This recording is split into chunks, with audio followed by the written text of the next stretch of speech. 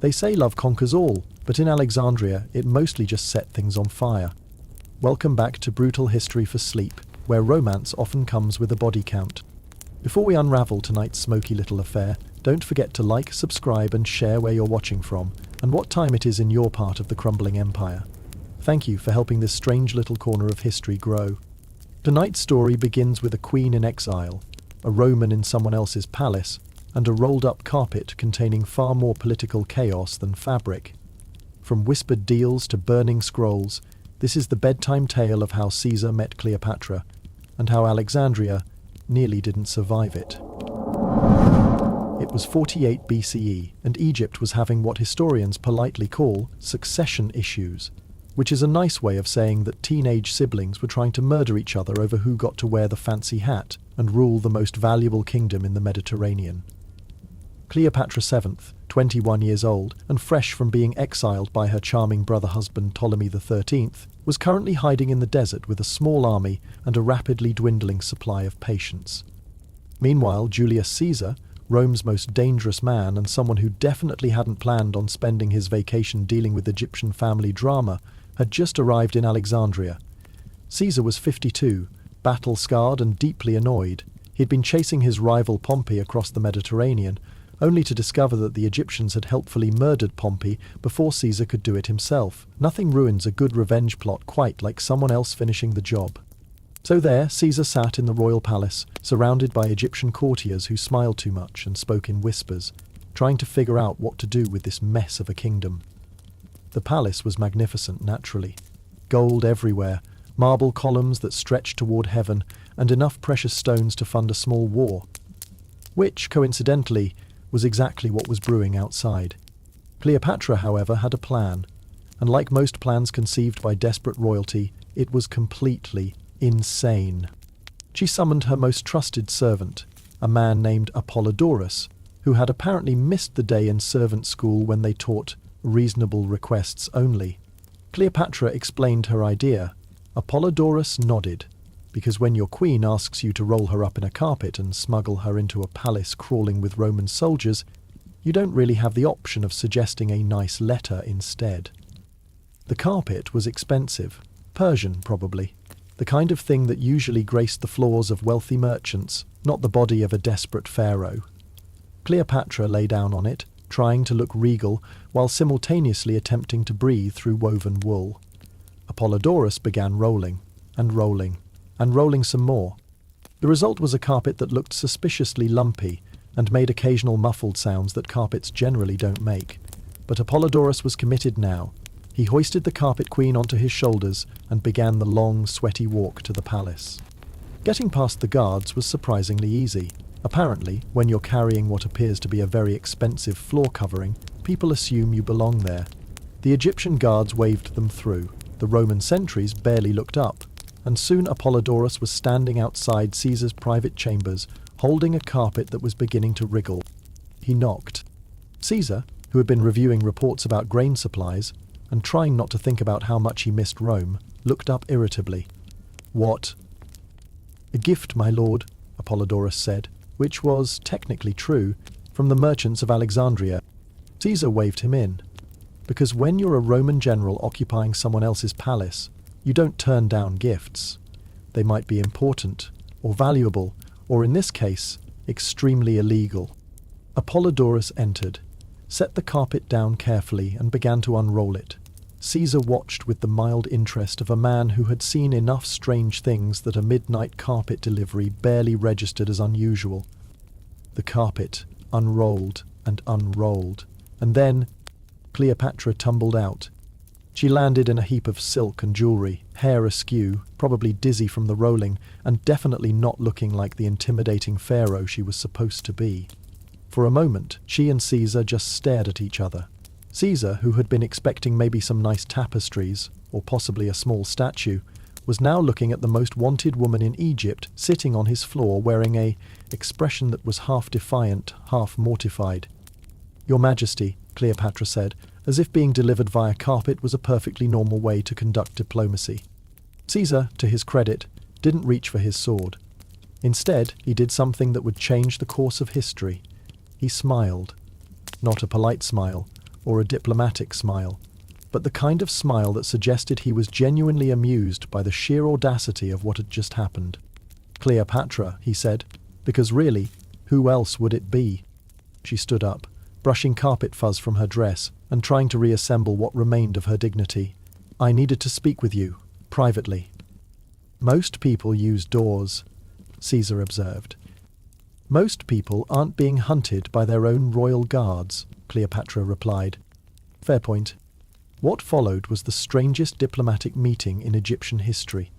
Caesar, still processing the fact that he'd just been carpet-bombed by royalty, offered her wine.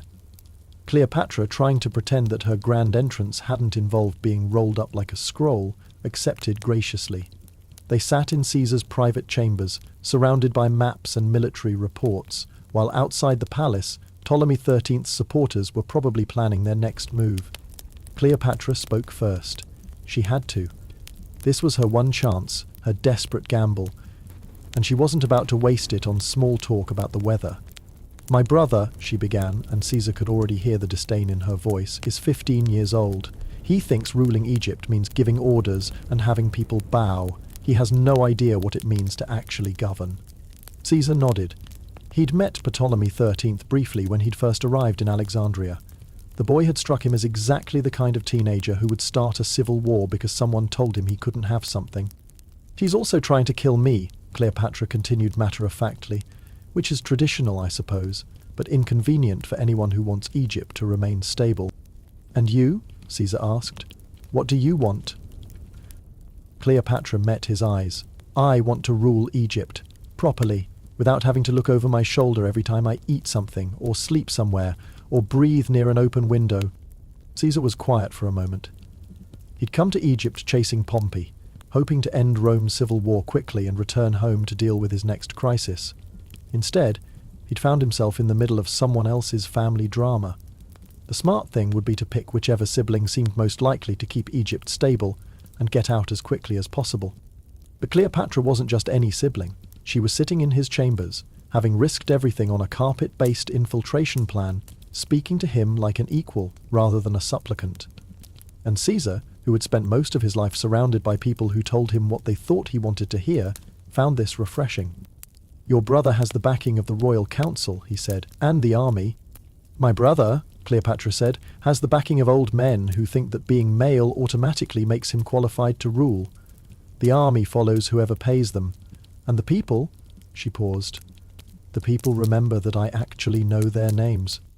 It was a good argument, Caesar had to admit that, but it was also incredibly dangerous. If he supported Cleopatra, he'd be taking sides in a civil war that he'd originally wanted to avoid. If he didn't, he'd be watching Egypt tear itself apart while he sat in the palace eating grapes. "What exactly are you proposing?" he asked. Cleopatra smiled, and Caesar realized that this was the moment she'd been building toward, the reason she'd risked everything on this insane carpet gambit. "An alliance," she said. "Egypt needs stability. Rome needs Egypt's grain. You need to finish what you started with Pompey's supporters. I need to reclaim my throne. We can help each other." Caesar considered this. It made sense, politically. Egypt's wealth could fund his continuing campaigns. Cleopatra's local knowledge could help him navigate the complex web of Mediterranean politics. And if things went badly, well, he could always blame it on the carpet. "And if I say no?" he asked. "Then you'll be dealing with a 15-year-old pharaoh who thinks diplomacy means sending people heads in boxes," Cleopatra replied. "And I'll be dead by morning, which means you'll have to explain to Rome why you let Egypt's most competent ruler get murdered on your watch." Caesar laughed. He couldn't help it. The woman had just threatened him while asking for his help, and somehow made it sound reasonable. "You're dangerous," he said. "Good," Cleopatra replied. "So are you." And with that, the alliance was formed. Not with scrolls and seals and formal ceremonies, but with wine and wit, and the kind of mutual recognition that happens when two extremely ambitious people realize they might actually be able to help each other. Outside, Alexandria slept uneasily. Ptolemy XIII's supporters were planning their next move.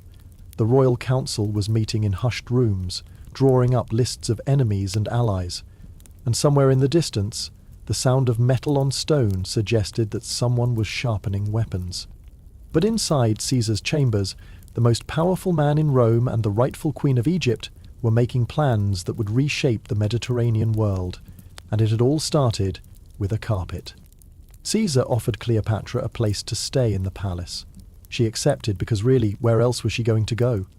Apollodorus was given a room and a promise that his carpet-muggling skills would remain confidential. And as the night wore on, Caesar and Cleopatra talked about Egypt, about Rome, about the complicated business of ruling people who would rather kill you than listen to you. It was the beginning of something. An alliance, certainly. A partnership, definitely. And maybe, just maybe, something more personal than either of them had bargained for. But that would have to wait, because dawn was breaking over Alexandria, and with it came the sound of horns and shouting and the distinctive clatter of armor that meant someone was about to do something very, very stupid. Dawn in Alexandria brought with it the delightful sound of teenage rage amplified by several thousand armed men. Ptolemy III, having spent the night learning that his sister had somehow materialized inside the palace like a very inconvenient magic trick, responded with all the subtlety of a 15-year-old who'd just been told he couldn't have the last piece of cake. He declared war on the palace where his sister was, along with the most dangerous Roman general in history, and about 2,000 Roman soldiers who'd been hoping for a quiet posting in Egypt. Caesar woke to the sound of battle horns and immediately knew his vacation was over. He'd been in enough wars to recognize the particular quality of sound that meant someone was about to try to kill him in large numbers. He dressed quickly, strapped on his sword, and went to find Cleopatra. She was already awake, standing on her balcony watching the horizon fill with dust clouds and the unmistakable glint of sunlight on spear points. She'd changed from her carpet-wrinkled robes into something more practical, armor that had been designed to look both protective and intimidating, with enough gold inlay to remind everyone that she was still technically a goddess. "How many?" Caesar asked, joining her at the railing. "All of them," Cleopatra replied. "My dear brother has managed to convince the entire royal army that I'm a traitor who needs to be removed for the good of Egypt, along with my new Roman friends." Caesar counted the approaching forces. It was not a small army. It was the kind of army that suggested Ptolemy I had been planning this for weeks, possibly months. The kind that meant Caesar's 2,000 legionaries were about to be outnumbered by a factor that made tactical retreat look like wisdom. "We could leave," Caesar said, though he didn't sound like he meant it. "We could," Cleopatra agreed, "except that my brother has probably surrounded the harbour by now, and the only roads out of Alexandria lead through about 50 miles of desert that's currently controlled by people who want us dead." Caesar nodded. He'd been in worse situations. Probably. He tried to remember when exactly, but was interrupted by the sound of catapults being assembled in the distance. "Right," he said, "siege it is." The next few hours were a masterclass in how quickly a pleasant morning can turn into a tactical nightmare. Ptolemy XIII's forces surrounded the royal quarter of Alexandria, effectively trapping Caesar, Cleopatra, and about 3,000 people who'd had the bad luck to be in the palace when the war started. Caesar's men immediately began fortifying everything they could find. Palace gates were reinforced with furniture, windows were blocked with marble statues, the beautiful gardens were turned into defensive positions, with rose bushes providing cover for archers, and ornamental pools becoming water supplies for a siege they'd never planned for. Cleopatra, meanwhile, proved that she hadn't been lying about her competence. She knew every secret passage in the palace, every hidden storeroom, every servant's corridor that could be used to move supplies or people without being seen. She'd also apparently been planning for this possibility for years, because the palace was stocked with enough food and water to last for months. "Paranoid much?" Caesar asked, watching her direct servants to hidden supply caches. "Cautious," Cleopatra corrected. "In my family, the people who aren't paranoid tend to die young, usually at family dinners." The first attack came at noon. Ptolemy IV's forces rushed the main gates with ladders and grappling hooks, clearly hoping to overwhelm the defenders through sheer numbers. It almost worked. Caesar's legionaries, excellent as they were, had been expecting a peaceful posting in Egypt, not a siege against the entire Egyptian army. The attack was repelled, but barely, and everyone inside the palace realized that this was going to be a long, bloody affair. By afternoon, the situation had become surreal. Outside, thousands of Egyptian soldiers were building siege engines and preparing for a prolonged assault. Inside, Caesar and Cleopatra were holding strategy meetings in throne rooms, while servants served lunch and pretended that the sound of catapults being tested was just unusually loud construction work. "We need to get word to my reinforcements," said Zal, studying maps of the city. "I have ships coming from Rhodes, but they'll need to know we're under siege." "The harbour's blocked," Cleopatra replied. "My brother isn't completely stupid. He's got ships across the entrance to the harbour and troops on every dock." Caesar considered this. The harbour was Alexandria's lifeline. If they couldn't get ships in or out, they were truly trapped. But harbours could be unblocked. Ships could be moved. And Caesar had an idea that was either brilliant or completely insane. "We're going to burn the Egyptian fleet," he announced. Cleopatra stared at him. "I'm sorry, what?" "The ships blocking the harbour. We're going to set them on fire." "Those are Egyptian ships," Cleopatra pointed out.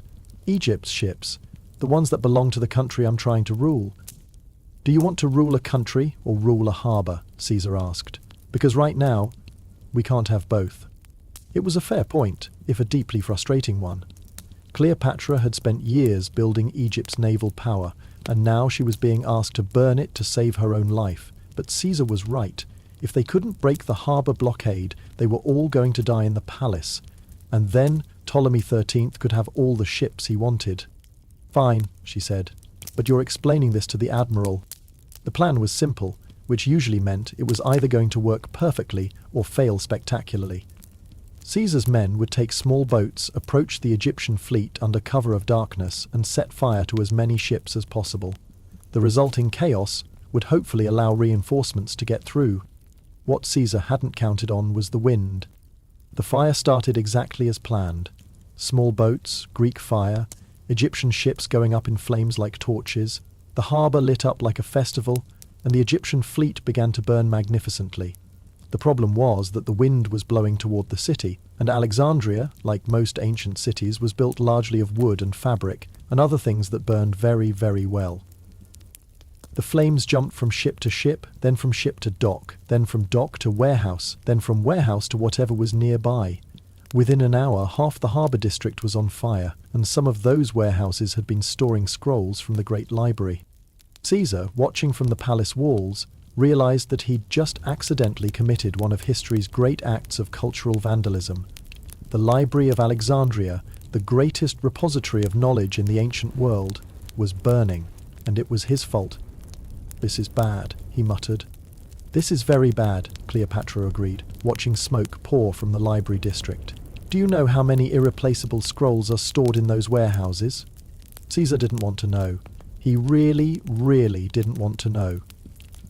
He'd just wanted to break a naval blockade, not become the man who burned down civilization's greatest library. "How bad?" he asked. "Thousands of scrolls," Cleopatra said. "Possibly tens of thousands. Works by Aristotle, Plato, Euclid, Archimedes. Medical texts, astronomical observations, mathematical proofs. Things that don't exist anywhere else in the world." Caesar felt a headache coming on. He'd burned cities before, but they'd been enemy cities, full of enemy soldiers. This was different. This was like burning Rome's own libraries. This was cultural suicide. "Can we put it out?" he asked. "Heath what?" Cleopatra replied. "Half the city's on fire.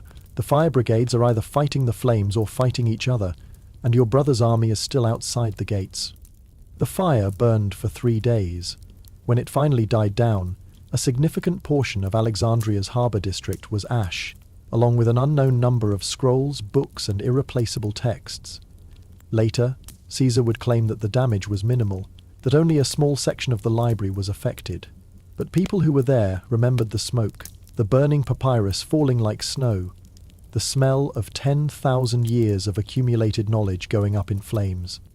Cleopatra, watching the smoke clear, made a mental note to never again let Romans near her libraries. But the plan had worked. The harbour was open, the Egyptian fleet was destroyed, and Caesar's reinforcements were already on the horizon, their ships cutting through the dawn like knives through silk. Ptolemy XIII, seeing Roman ships approaching and half his own navy turned to ash, made a tactical decision that would have been wise if it hadn't been about 3 days too late. He pulled his forces back from the harbour and consolidated them around the palace, preparing for a siege that he now knew he couldn't win quickly. Inside the palace, Caesar and Cleopatra surveyed the damage and tried to pretend that accidentally burning down one of the world's greatest libraries was just a minor setback in their otherwise brilliant alliance. "Well," Cleopatra said, "at least we're not dead." "Yet," Caesar replied, and as the sun set over Alexandria, painting the smoke-stained sky in shades of gold and red, the siege entered its second phase, the phase where everything that could go wrong would go wrong, usually all at once. Life under siege, as it turned out, was tedious, punctuated by moments of absolute terror. Caesar had been in enough sieges to know the routine: long stretches of boredom interrupted by someone trying to kill you, followed by more boredom while you waited for the next attempt. What he hadn't expected was doing all of this while sharing close quarters with Egyptian royalty, Roman soldiers, confused servants, and approximately 200 palace cats. Yes, cats. Because apparently every Egyptian palace needed enough cats to staff a small army, and these particular cats had decided that the siege was no reason to change their daily routine of sleeping in inappropriate places and knocking over expensive things. Cleopatra, meanwhile, had adapted to siege life with the grace of someone who'd been expecting this day for years. She held court in the mornings, reviewed military reports over lunch, and spent evenings planning for either victory or spectacular revenge. She also, Caesar noticed, had an uncanny ability to remain perfectly composed while arrows whistled through the air and catapult stones crashed into the walls. "How are you so calm?" Caesar asked on the third day, watching her calmly eat breakfast while a battering ram pounded the north gate. "Practice," Cleopatra replied, delicately cutting a piece of fruit. "You learn to compartmentalize when your family regularly tries to murder you." Caesar nodded. His own family had been relatively peaceful by Roman standards. A few assassinations, the occasional civil war, but nothing as consistently homicidal as the Ptolemies. The siege settled into a rhythm. Ptolemy XIII's forces would attack at dawn, usually with some new siege engine that looked impressive but broke down after an hour. Caesar's men would repel the attack, repair the damage, and spend the rest of the day trying to stay awake while being bored out of their minds. Then everyone would eat dinner, pretend the situation wasn't hopeless, and go to sleep hoping they'd wake up the next morning. It was during one of these attacks that Caesar nearly died in the most embarrassing way possible. The morning had started normally enough. Ptolemy XIII's engineers had built a new catapult that was supposed to be able to breach the palace walls. It looked impressive, made satisfying sounds when it fired, and had absolutely no effect on the fortifications whatsoever. Caesar was standing on the walls, making sarcastic comments about Egyptian engineering, when someone behind him shouted a warning. He turned to see a group of Egyptian soldiers climbing over the north wall, having apparently found a weak spot in the defences. These weren't the usual conscripts who attacked at dawn and retreated at the first sign of resistance. These were professionals, the kind of soldiers who knew how to climb walls quietly and kill people efficiently. Caesar drew his sword and rushed toward the breach, because charging toward danger was basically his default response to crisis. Unfortunately, he'd forgotten that marble stairs, especially marble stairs wet with morning dew, could be treacherous. His foot slipped. Julius Caesar, conqueror of Gaul, destroyer of armies, terror of the Senate, went tumbling down a flight of palace stairs like a tourist who'd had too much wine. He hit the ground hard, his sword flying out of his hand, and for a moment just lay there trying to remember how breathing worked. The Egyptian soldiers, seeing Rome's most dangerous general apparently killed by bad footwear, cheered and pressed their attack. Caesar's men, seeing their commander lying motionless at the bottom of the stairs, started to panic. And somewhere in the distance, a rumour began to spread that Caesar was dead. He wasn't dead. He was embarrassed, bruised, and fairly certain he'd cracked a rib, but he was definitely alive. He struggled to his feet, grabbed his sword, and rejoined the fight just in time to see his men driving the Egyptian soldiers back over the wall. "Are you all right?" Cleopatra asked, appearing at his side with a concerned expression and a first aid kit that appeared to be made of gold. "Fine," Caesar wheezed. "Just testing the stairs for structural integrity." "Of course you were," Cleopatra said, helping him sit down. "And what's your professional assessment?" "They're very sturdy," Caesar replied. "Possibly too sturdy." The rumour that Caesar was dead spread faster than the fire had. Within an hour, people throughout Alexandria were claiming they'd seen his body, heard his last words, or witnessed his spectacular demise. Ptolemy XIII's forces, energized by reports of their enemy's death, launched another attack immediately. This attack was different, more coordinated, more aggressive, more confident. The Egyptian soldiers pressed forward with the enthusiasm of people who thought they were fighting demoralized troops led by a dead man. For a while, it looked like they might actually succeed in breaking through the palace defenses. But then Caesar appeared on the walls. He was limping slightly, probably concussed, and definitely not moving with his usual fluid grace. But he was alive, armed, and very, very angry. He began shouting orders, rallying his men, and generally making it clear that reports of his death had been greatly exaggerated. The Egyptian attack faltered, then collapsed, then turned into a rout, as Caesar's men, energized by their commander's resurrection, drove the attackers back with interest.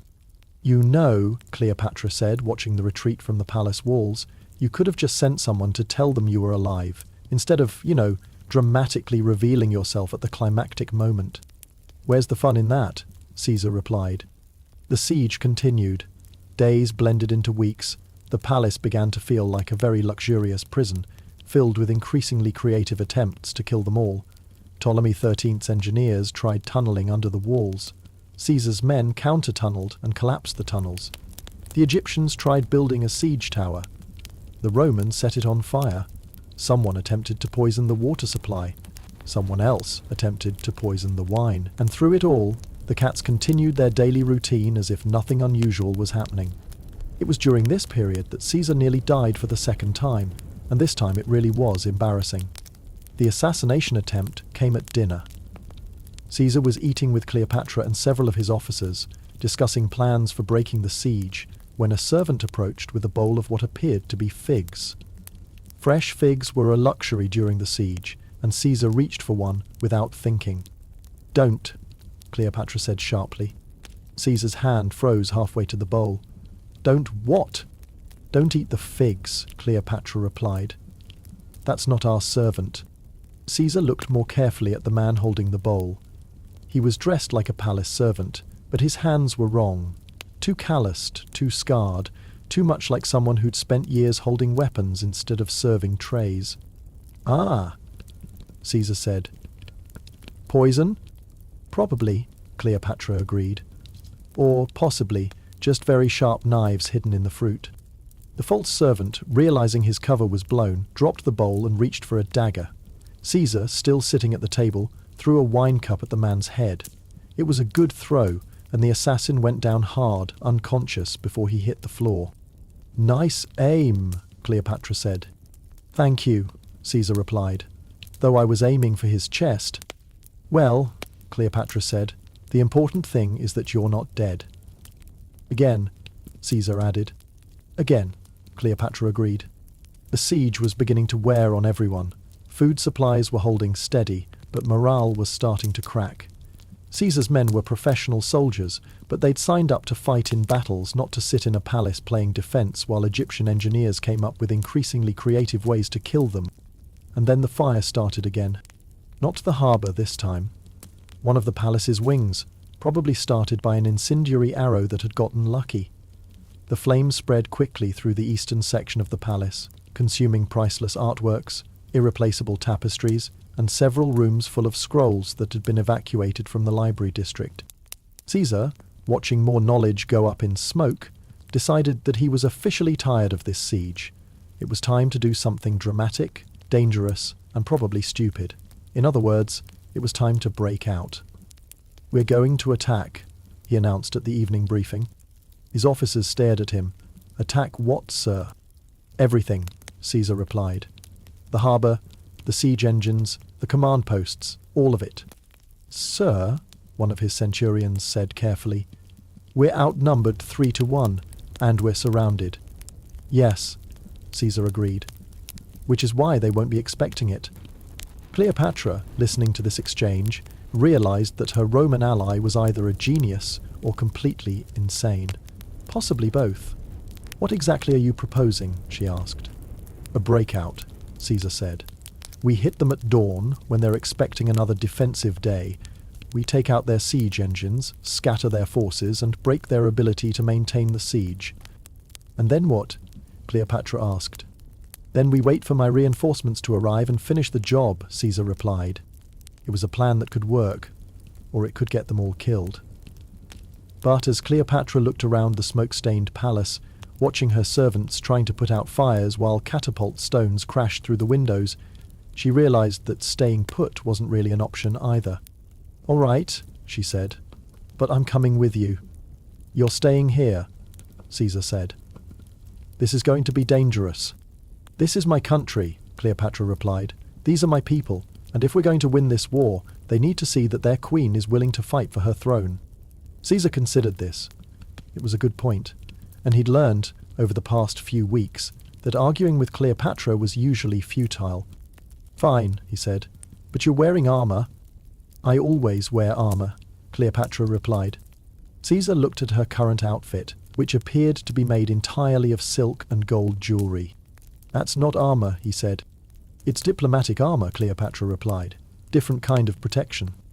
As dawn approached, Caesar's men prepared for the kind of battle that would either end the siege or end their lives. Weapons were sharpened, armor was checked, and prayers were offered to various gods, who probably had better things to do than watch Romans and Egyptians kill each other over palace politics. And somewhere in the distance, the sound of ships on the horizon suggested that reinforcements were finally arriving. But dawn was still hours away, and Caesar knew that his breakout would have to begin before those ships could reach the harbour and provide support. Dawn broke over Alexandria with the subtle grace of a war elephant stepping on a flower garden. Caesar's breakout began at first light, when the Egyptian sentries were still rubbing sleep from their eyes and wondering why the Romans were making so much noise so early in the morning. The answer, as they discovered roughly 30 seconds later, was that several hundred heavily armed legionaries were charging directly at them while screaming Latin curse words. The attack was everything Caesar had hoped for: sudden, violent, and completely unexpected. His men burst out of the palace like wine from a broken amphora, spreading chaos and confusion throughout the Egyptian camp. Siege engines that had taken weeks to build were destroyed in minutes, supply wagons were overturned, and soldiers who had been peacefully eating breakfast found themselves running for their lives while Roman cavalry thundered past. Cleopatra, despite Caesar's protests, was indeed wearing armour. Real armour, not the decorative kind. She'd also armed herself with a sword that looked like it had seen actual use, and she rode her horse like someone who'd learned to fight before she'd learned to walk, which, knowing her family, was probably literally true. "You're enjoying this," Caesar shouted over the sound of battle, watching her cut down an Egyptian soldier who'd been trying to flee. "I've been waiting months for this," Cleopatra replied, wheeling her horse around to face the next threat. "Do you know how boring it is to sit in a palace while other people try to kill you?" Caesar, who'd spent the last few weeks doing exactly that, understood completely. The breakout was going perfectly. Too perfectly. Caesar had learnt to be suspicious of battles that went according to plan, because in his experience, easy victories usually meant someone was about to spring a trap. And sure enough, as his forces pushed deeper into the Egyptian camp, horns began sounding from the harbour. Ptolemy III had been waiting for this. The young pharaoh, despite his inexperience, had correctly guessed that Caesar would eventually try to break out rather than starve in the palace, and he'd prepared accordingly. Fresh troops were approaching from the south, not the conscripts and irregulars who'd been maintaining the siege, but professional soldiers who knew how to fight in formation and how to turn a Roman charge into a Roman massacre. Caesar's men, spread out across the Egyptian camp and busy destroying siege engines, suddenly found themselves caught between retreating defenders and advancing reinforcements. "This is not good," Caesar muttered, watching Egyptian phalanxes form up in the distance. "This is very not good," Cleopatra agreed. Caesar made a command decision that was either tactically brilliant or tactically insane. Instead of retreating to the palace, he ordered his men to attack the harbour. If they could secure the docks, his own reinforcements could land and even the odds. If they couldn't, well, at least they'd die doing something dramatic instead of being slowly ground down by a siege. The charge toward the harbour was magnificent and terrifying. Caesar's legionaries, outnumbered but not outfought, carved through Egyptian defences like a sword through silk. Behind them came Cleopatra and her personal guard, followed by palace servants who'd armed themselves with kitchen knives and righteous anger. The battle for the harbour was chaos.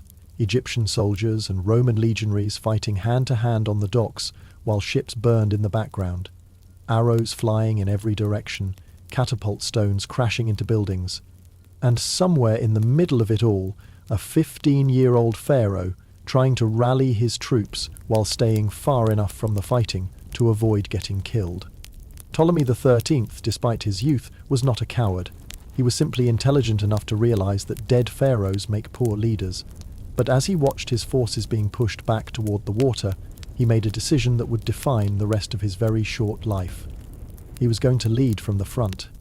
The young pharaoh, resplendent in golden armor that had probably never seen actual combat, rode his horse directly into the melee. His guards tried to stop him, but he was the pharaoh, and pharaohs didn't take orders from anyone, especially not from guards who were trying to keep them alive. For a moment, it worked. The sight of their young king charging into battle rallied the Egyptian forces. They pushed back against the Romans with renewed vigor, and for a few minutes it looked like the tide might turn. But then, Ptolemy XIII made a tactical error that would have been embarrassing if it hadn't been fatal. He tried to retreat. Not a strategic withdrawal, not a tactical repositioning, but a panicked flight toward the harbour where his royal barge was waiting. The problem was that Ptolemy II, despite being pharaoh of Egypt, had apparently never learned the basic military principle that you don't turn your back on armed enemies who are trying to kill you. A Roman javelin caught him in the shoulder, spinning him around in his saddle. His horse, startled by the impact and the smell of blood, reared up and threw him directly into the harbour. The golden armour that had looked so impressive on dry land turned out to be significantly less helpful when under water. Ptolemy XIII sank like a very expensive stone. His guards dove in after him, but golden armour is heavy, harbour water is murky, and 15-year-old pharaohs who've never learned to swim properly tend to drown quickly. By the time they pulled him out, Ptolemy XIII was no longer in any condition to rule Egypt, or to rule anything else for that matter. The Egyptian forces, seeing their young pharaoh being dragged out of the harbour like a soggy, gilded fish, decided that discretion was the better part of valour. The retreat began as an orderly withdrawal, and quickly became a rout. Soldiers threw down their weapons and ran. Officers abandoned their posts, and within an hour the great siege of Alexandria was over. Caesar stood on the dock, watching Egyptian soldiers disappear into the distance, and tried to process what had just happened. He'd won a civil war, secured Egypt for Rome, and eliminated a political rival, all because a teenager had fallen off his horse. "Well," Cleopatra said, appearing at his side, "that was anticlimactic." "I was expecting something more dramatic," Caesar agreed. "A heroic last stand, maybe, or at least a proper sword fight." "My family doesn't really do heroic last stands," Cleopatra replied. "We prefer drowning, poisoning, and the occasional unfortunate accident involving snakes." Caesar's reinforcements arrived later that morning, just in time to help with the cleanup. The ships that had been burning in the harbour were extinguished, the siege engines were dismantled, and the Egyptian dead were collected and given proper burial rites, because even in victory there were certain civilized standards to maintain. Ptolemy XIII received a royal funeral, complete with all the ceremony due to a pharaoh. The fact that he'd died by drowning in his own harbour while fleeing a battle was tactfully omitted from the official records. Instead, the priests spoke of his courage in battle and his devotion to Egypt. Which was true, in a way. He had been devoted to Egypt. He'd just been very bad at the practical aspects of ruling it. With her brother conveniently dead and his supporters scattered, Cleopatra was free to reclaim her throne, but Egyptian law required pharaohs to have co-rulers, and most of her other brothers were either dead, exiled, or currently hiding in various locations around the Mediterranean. Fortunately, there was one brother left, Ptolemy, 14th, who was 12 years old, completely terrified, and unlikely to cause any dramatic drownings in the near future. The coronation was held in the palace courtyard, surrounded by the debris of the siege. Caesar stood beside Cleopatra as she was crowned, officially as Pharaoh of Egypt. Again.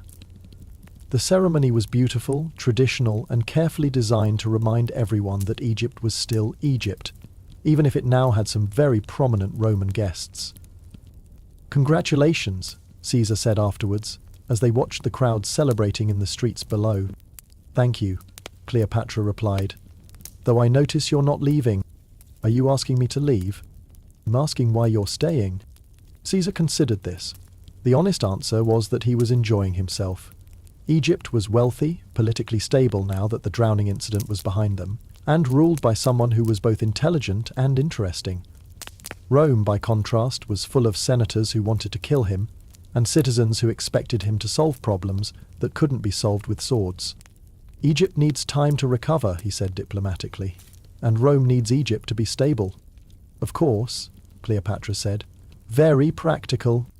"Very practical," Caesar agreed. But they both knew that politics was only part of the reason. The alliance that had begun with a carpet and a desperate gamble had evolved into something more complex. Caesar and Cleopatra were both people who understood power, who knew how to use it and how to keep it. They were also both people who spent most of their time surrounded by individuals who wanted something from them. With each other, they could simply be themselves, ambitious, ruthless, occasionally sentimental, and always calculating. It was refreshing, in a way that neither had expected. Alexandria began to rebuild. The harbour was cleared of debris and sunken ships. The library district was restored, though some of the burned scrolls could never be replaced. The palace was repaired, redecorated, and returned to its former glory, and life in Egypt settled into a new rhythm, one that involved considerably less siege warfare and significantly more Roman influence. Caesar established a permanent garrison in Alexandria, officially to protect Egypt from future civil wars. Unofficially, everyone understood that Egypt was now a Roman protectorate ruled by a pharaoh who happened to be personally allied with Rome's most powerful general. Cleopatra, for her part, accepted this arrangement with the grace of someone who understood that independence was a luxury she couldn't afford. Egypt was wealthy, but it wasn't militarily strong enough to stand alone against Rome. Better to be a protected ally than a conquered province. And so the most dramatic siege in Egyptian history came to an end, not with a climactic battle or a heroic sacrifice, but with a teenage pharaoh falling off his horse and drowning in his own harbour. It was, Caesar reflected, exactly the kind of absurd ending that the gods seemed to prefer for human ambitions. The sun set over Alexandria, painting the restored harbour in shades of gold and crimson. The city that had been on fire just weeks before was now peaceful, prosperous, and secure. And in the palace, two of the most powerful people in the Mediterranean world were making plans for a future that would reshape the ancient world. Though first, they were going to have dinner, because even world-changing alliances needed to pause occasionally for a good meal and some decent wine. Caesar, it turned out, was quite good at many things: conquering Gaul, writing memoirs, intimidating senators, and accidentally setting libraries on fire. What he was less good at, apparently, was knowing when to leave Egypt and return to Rome, where urgent political crises were piling up like scrolls in a very disorganized library. The months that followed the siege blended together in a haze of nilotic luxury and political planning. Caesar, who had originally intended to stay in Egypt for a few weeks, found himself extending his visit indefinitely. Spring turned to summer, summer to autumn, and still he remained in Alexandria, officially overseeing Egypt's recovery, but actually discovering that Egyptian civilization had quite a lot to recommend it. Officially, he was ensuring the stability of Egypt's transition to new leadership. Unofficially, he was eating grapes, touring the Nile, and spending considerable time with Cleopatra, discussing matters of state that seemed to require an unusual amount of private consultation. The Roman Senate back in Rome was not amused. Caesar had been gone for nearly a year, and while he'd been playing Pharaoh in Egypt, his political enemies had been busy making lists of reasons why he needed to be removed from power, permanently, with knives if necessary. But Caesar seemed blissfully unaware of the growing crisis back home. He was too busy being charmed by Egyptian culture, impressed by Egyptian engineering, and fascinated by Egyptian royalty. Particularly one specific example of Egyptian royalty who happened to be brilliant, beautiful, and currently sharing his bed. "You know," Cleopatra said one morning, as they breakfasted on a terrace overlooking the harbour, "your senators are probably wondering where you are." "Let them wonder," Caesar replied, reaching for more honeyed dates. "Rome has been governed by committee for centuries. I'm sure they can manage without me for a few more months." Cleopatra smiled, but it was the kind of smile that suggested she knew something he didn't. "And if they decide they don't want you back? Then I have to convince them otherwise," Caesar said. "Eventually?" "Eventually," Cleopatra repeated. "That's a very relaxed timeline for someone who's supposed to be conquering the world." Caesar laughed, but he was beginning to realize that his extended vacation in Egypt might have consequences he hadn't fully considered. The problem with being Rome's most powerful general was that Rome expected you to actually be in Rome, dealing with Roman problems, not lounging around foreign palaces eating foreign food with foreign queens. But then Cleopatra made an announcement that changed everything. "I'm pregnant," she said, as casually as if she'd mentioned the weather. Caesar choked on his wine. "You're what?" "Pregnant," Cleopatra repeated. "With child, expecting, in the family way, however you prefer to phrase it." Caesar stared at her, processing this information. A child meant complications. A child with Cleopatra meant enormous complications. A child with Cleopatra that was also his child meant the kind of complications that could start wars. "Are you sure?" he asked. "Reasonably sure," Cleopatra replied. "I've been through this before. Well, not exactly this, but pregnancy in general. It's fairly distinctive." Caesar's mind raced through the political implications. A child born to Caesar and Cleopatra would be both Roman and Egyptian royalty. It would have claims to both Egypt's throne and Rome's leadership. It would be living proof of the alliance between Rome and Egypt, and also a potential threat to everyone who opposed that alliance. "This is," Caesar began. "Complicated," Cleopatra finished. "Yes, I'm aware. What do you want to do?" Cleopatra looked at him with the expression of someone who'd already thought through all the options and settled on the most dramatic one. "I want to have the child," she said, "and I want to make sure everyone knows it's yours." Caesar considered this. It was a bold strategy. Bold and dangerous, and likely to infuriate approximately half the Mediterranean world. But it was also the kind of grand gesture that could cement their alliance permanently. "All right," he said.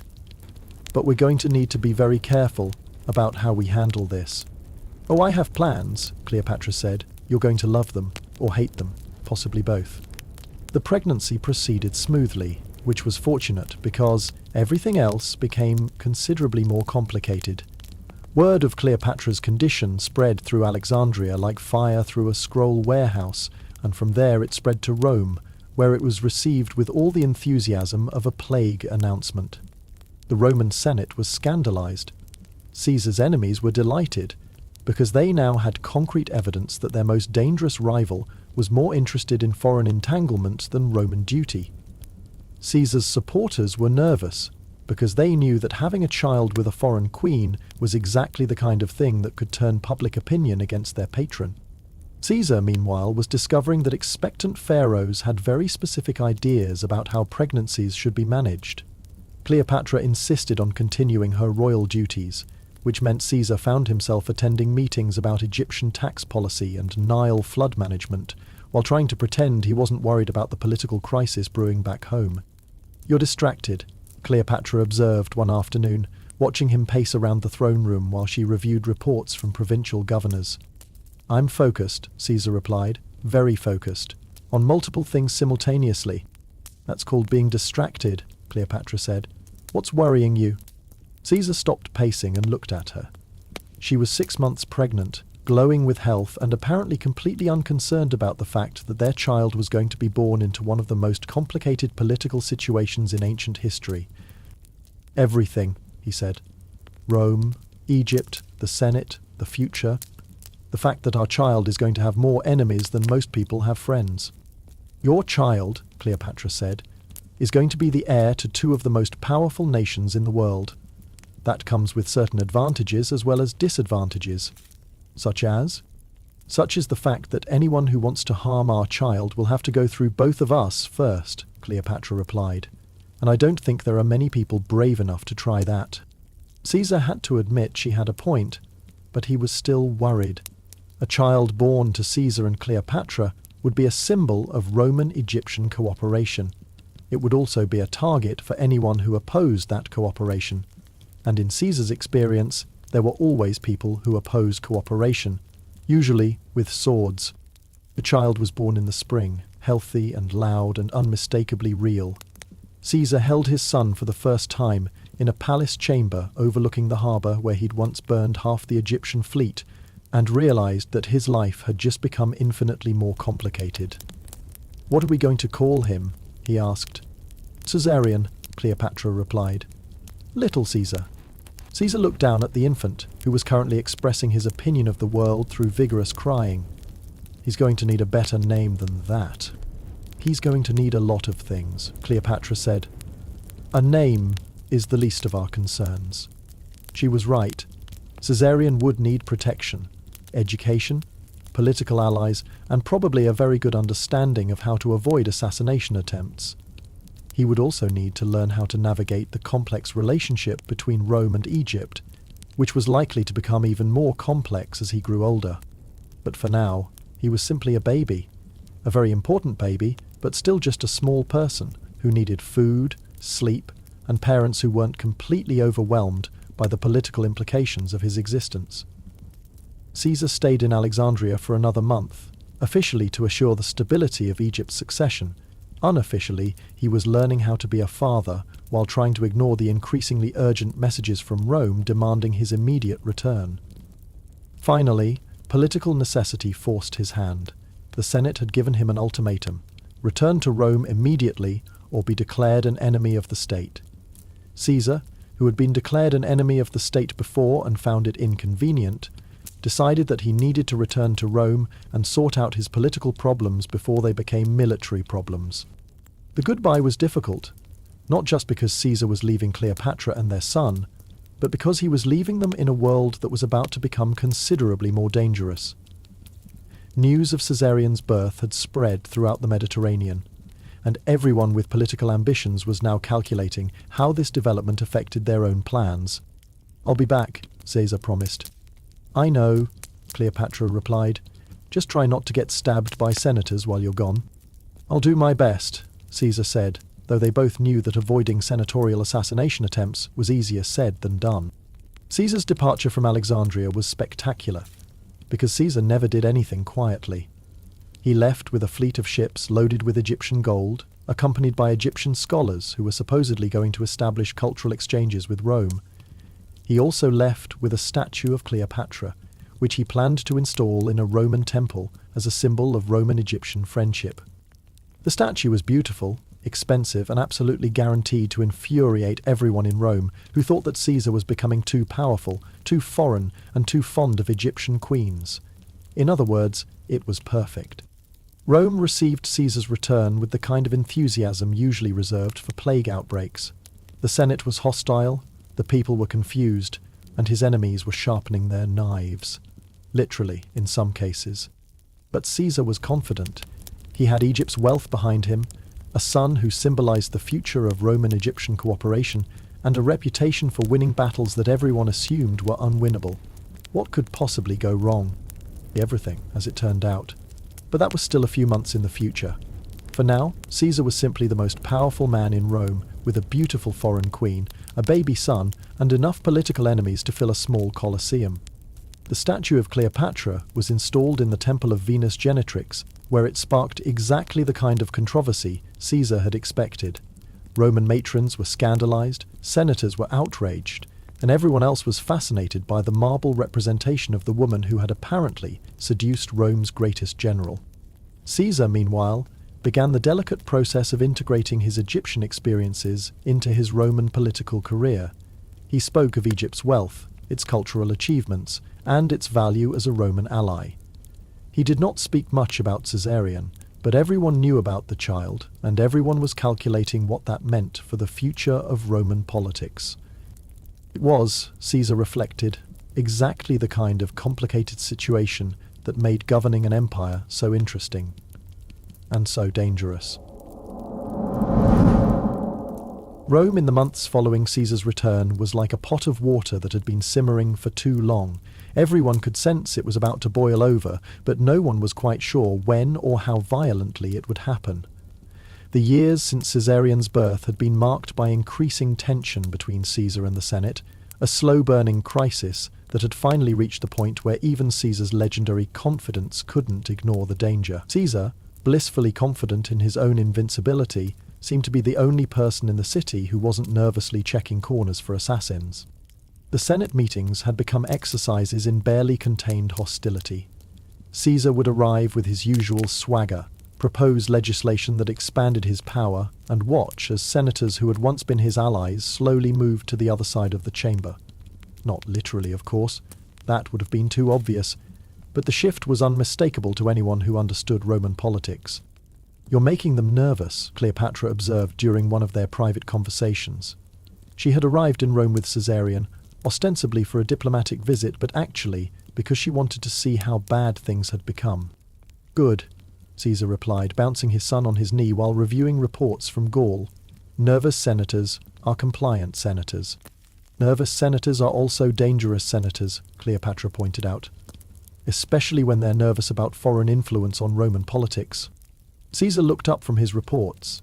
Cleopatra was sitting across from him in his private study, looking perfectly composed, despite the fact that half of Rome wanted her dead and the other half wanted her exiled.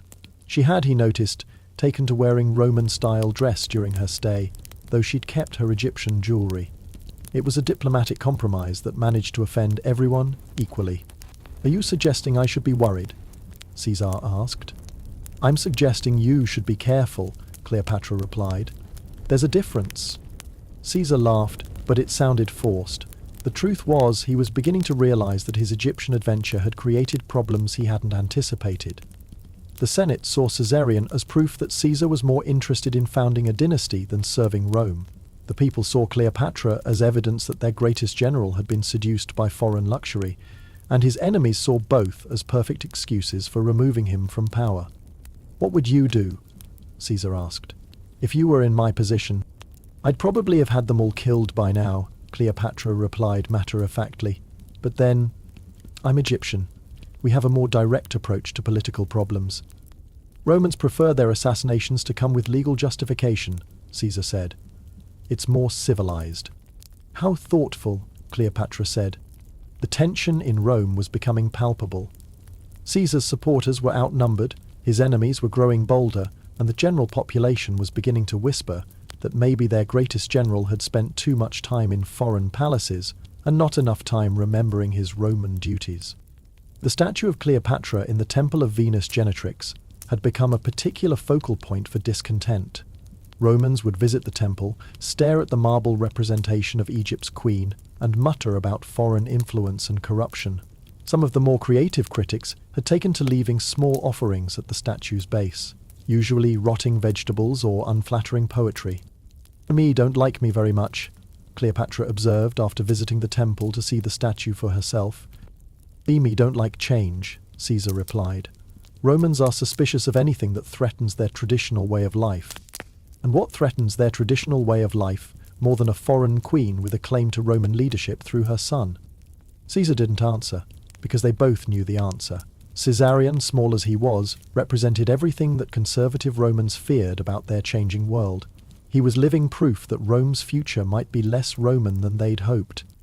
The conspiracy began to form in late winter. Not a grand conspiracy with elaborate plans and secret meetings, but the kind of loose alliance that develops when enough people share the same problem and the same solution. Caesar was becoming too powerful. Caesar needed to be stopped, and since legal methods had failed, perhaps it was time to consider more direct approaches.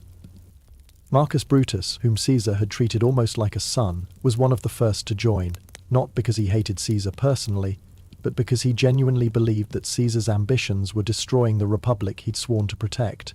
It was, he told himself, a matter of principle. Cassius, who had never liked Caesar and made no secret of it, was the practical organizer. He understood that killing Caesar would require careful planning, perfect timing, and enough participants to ensure that no one person could be blamed for the deed. Others joined for their own reasons. Some feared Caesar's power, others resented his foreign entanglements. A few were simply opportunists who saw a chance to advance their own careers by eliminating a rival. The date was set for the Ides of March. The Senate would be meeting to discuss legislation. Caesar would be present, and the conspirators would have their chance. It was, they convinced themselves, not murder, but necessity, not treachery, but patriotism.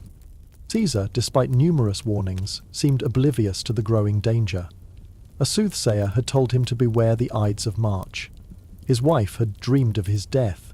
Several friends had urged him to stay home that day, but Caesar was convinced that his reputation and his achievements made him untouchable.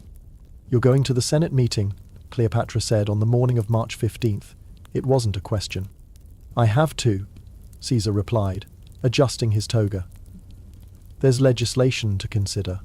"There's always legislation to consider," Cleopatra pointed out. "And you have a perfectly good excuse to stay home." Caesar looked at her. She was holding Caesarion, who was now old enough to notice when his parents were having tense conversations and young enough to express his opinion through vigorous crying. "Are you asking me to hide?" Satyr asked. "I'm asking you to be smart," Cleopatra replied. "Which, for someone who's supposed to be brilliant, you're being remarkably stupid about." Caesar almost stayed home. Later, historians would debate whether things might have been different if he had, but Caesar was a man who had spent his entire life facing danger directly, and the idea of hiding from a few disgruntled senators struck him as cowardly. He left for the Senate meeting. Cleopatra watched him go with the expression of someone who knew she was seeing him for the last time. The assassination was swift, brutal, and utterly final. Caesar entered the Senate chamber, was surrounded by conspirators, and was stabbed 23 times. He died at the foot of Pompey's statue, which the conspirators later claimed was poetic justice, though Caesar was probably too dead to appreciate the irony. The conspirators had expected to be hailed as heroes. Instead, they discovered that assassinating popular generals tends to create more problems than it solves. The people of Rome, instead of celebrating their liberation from tyranny, rioted. Caesar's supporters began planning revenge, and the republic that the conspirators had died to save immediately collapsed into the chaos they'd hoped to prevent. Cleopatra, meanwhile, had approximately 15 minutes to decide what to do with the rest of her life. She could stay in Rome and hope that Caesar's supporters would protect her and Caesarion. She could try to negotiate with the conspirators, or she could run. She chose to run. The flight from Rome was hasty, undignified, and absolutely necessary. Cleopatra bundled Caesarion into travelling clothes, gathered her most essential possessions, and left the city before the conspirators could decide whether Egyptian queens and their inconvenient children needed to be dealt with permanently. The journey back to Alexandria was tense. Every ship that approached could be carrying assassins. Every port could be a trap. And Caesarion, too young to understand what was happening, cried constantly, as if he knew that his world had just become infinitely more dangerous. They reached Alexandria safely, but safety was relative. Egypt was still nominally independent, but everyone knew that Rome would eventually come calling. The question was whether it would be Caesar's supporters seeking allies, or his enemies seeking revenge. Cleopatra settled back into her palace, surrounded by the same marble walls where she'd once planned strategy with Caesar. But now she was alone, with a small child who represented both her greatest achievement and her greatest vulnerability. She lit incense for Caesar's spirit, counted her surviving family members, still a depressingly small number, and began the delicate process of recalibrating her political strategy for a world without Julius Caesar. The future was uncertain. Rome was in chaos, Egypt was wealthy but militarily weak, and Caesarion was growing up in a world where his very existence made him a target for anyone who opposed the alliance his parents had created. But Cleopatra had survived worse. She'd been exiled, besieged, and nearly killed more times than she could count. She'd outlived most of her siblings, several Roman generals, and at least 3 assassination attempts. She could survive this too. The sun set over Alexandria, painting the harbour in shades of gold and crimson. The city was peaceful now, but Cleopatra knew that peace was temporary. Somewhere across the Mediterranean, new players were emerging in the game of power. Mark Antony, Octavian, and others who would soon discover that Egypt's queen was still very much alive, very much in control, and very much interested in shaping the future of the Roman world. But that was a story for another day. Tonight, Cleopatra would put her son to bed, review reports from her governors, and plan for a future that would be different from anything she'd imagined when she'd first rolled herself up in a carpet to meet a Roman general. The palace was quiet now. The servants had retired, the guards were at their posts, and in the royal nursery, Caesarion slept peacefully, unaware that his father was dead, his mother was planning revenge, and his future would involve more politics, more alliances, and probably more dramatic escapes than any child should have to endure. Sleep well now, little prince. Don't think about the senators with their knives, or the conspirators with their plans, or the fact that being the son of Julius Caesar and Cleopatra means you'll never have a quiet, peaceful life. And remember, next time someone offers to smuggle you somewhere in a carpet, maybe suggest using a door instead.